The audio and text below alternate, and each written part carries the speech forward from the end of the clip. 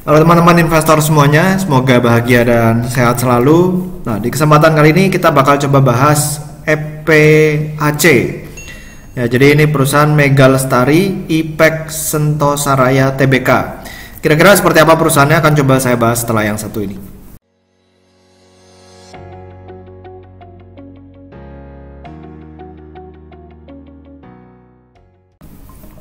Oke, ini saya ambil dari websitenya ipec.co.id ya. Jadi memang materi public expose-nya belum ada karena perusahaan ini baru melakukan IPO atau go public di tahun 2020. Nah, ini grup dari IPEC ya, ipec.co.id.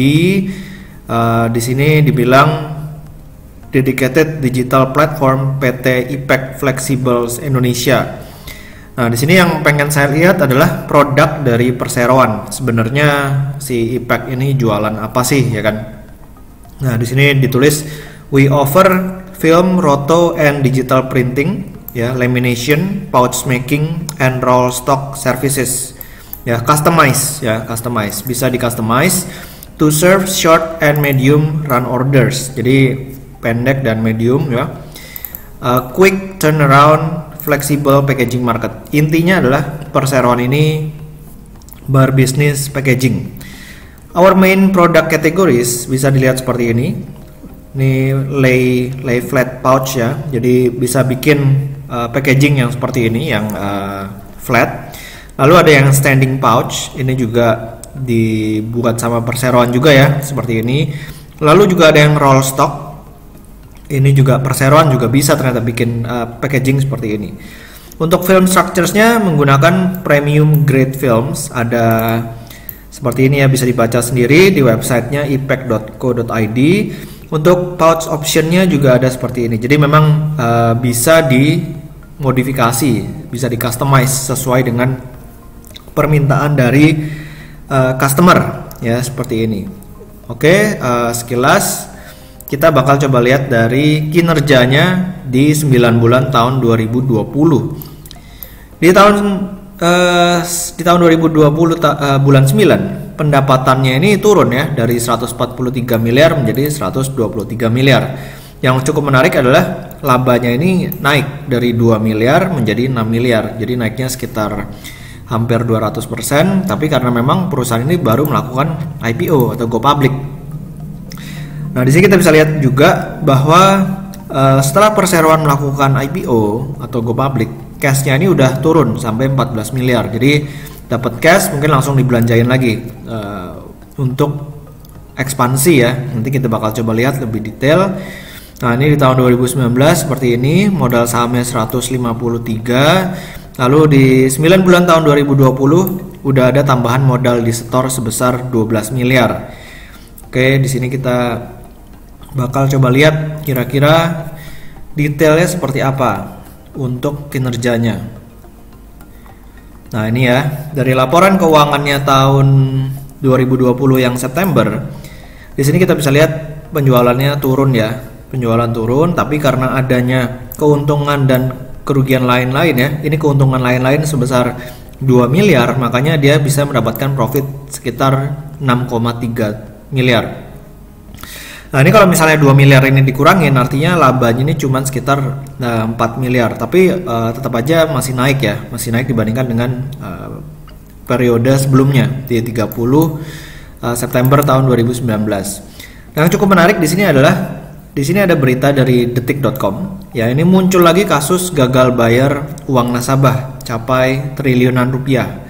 Nah, di sini kasus ini menimpa nasabah PT Indo Sterling Optima Investa. Ya, ini beritanya pada waktu itu di tanggal 15 November tahun 2020 ya. Jadi nasabah Indo Sterling Optima Investa ini nggak dibayar gitu ya dana investasinya.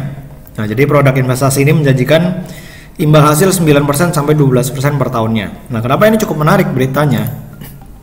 Karena di sini Bursa Efek Indonesia ini meminta penjelasan kepada perseroan seperti ini. Jadi sehubungan dengan pemberitaan media massa detik.com ya, seperti yang tadi kita udah coba lihat sama-sama, muncul lagi kasus gagal bayar uang nasabah capai triliunan rupiah. Jadi mengingat 24,22% kepemilikan perseroan ini oleh PT Omni Multi Industrindo. Jadi ini merupakan ultimate beneficiary owner dari Bapak Sin William Henley yang juga merupakan direktur PT Indo Sterling Info Optima Investa. Oke, dari sini kita langsung, wah berarti ownernya si EPAC ini ya mirip dengan atau sama dengan yang ini ya, PT Indo Sterling Optima Investa. Makanya di sini dikasih penjelasan sama perseroannya. Ditanyain ya, ada atau tidaknya hubungan antara kasus gagal bayar. Nah, di sini dijelasin bahwa PT Omni Multi Industrindo ini udah menyampaikan di dalam prospektus. Ya, kalau misalnya kepemilikannya itu udah berubah dari Pak Sean William Henley menjadi Ryan Permana dan Nesi Sarinda. Ya, ini karena memang bersama-sama sebagai pengendali perseroan, lalu jadi udah berubah ya, intinya udah berubah, bukan punya Pak Sean lagi tapi udah jadi punyanya Pak Ryan Permana. Nah, lalu di sini juga ditanyain sama OJK sama bursa juga ya, mungkin ditanyain gimana perkembangannya nih kegiatan usaha entitas anak perseroan di bidang digital printing. Nah, jadi terhitung mulai 1 Juli 2020 sudah melakukan penjualan komersial ya untuk PT FI-nya. Nah, lalu perseroan juga akan melakukan ekspansi ya, dari dana-dana IPO akan dibelikan barang-barang ini ya kan, dan perseroan udah ngasih foto-fotonya nih barang-barang yang udah dibeli oleh perseroan. Ya, ini udah dibeli dan udah dipasang dan kelihatannya sih udah diinstalasi ya. Udah diinstalasi seperti ini.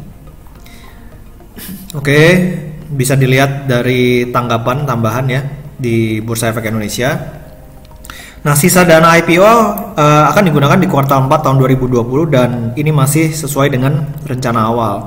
Dan yang lebih menarik lagi menurut saya di tahun 2020 ini ya, komisaris Pak Ryan Permana ya, jadi ini merupakan pengendali pemilik juga ya perseroan ini mengundurkan diri ya, jadi ini cukup menarik sih menurut saya.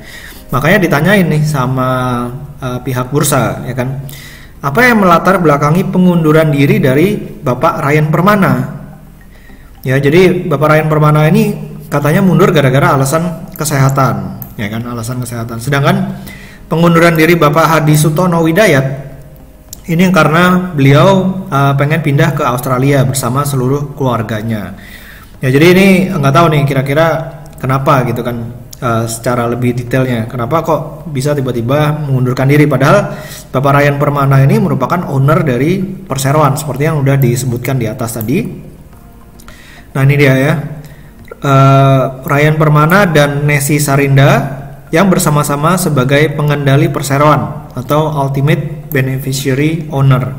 Jadi menurut saya dari sini aja udah ada sesuatu yang bikin saya bingung gitu loh. Kira-kira ini GCG-nya gimana?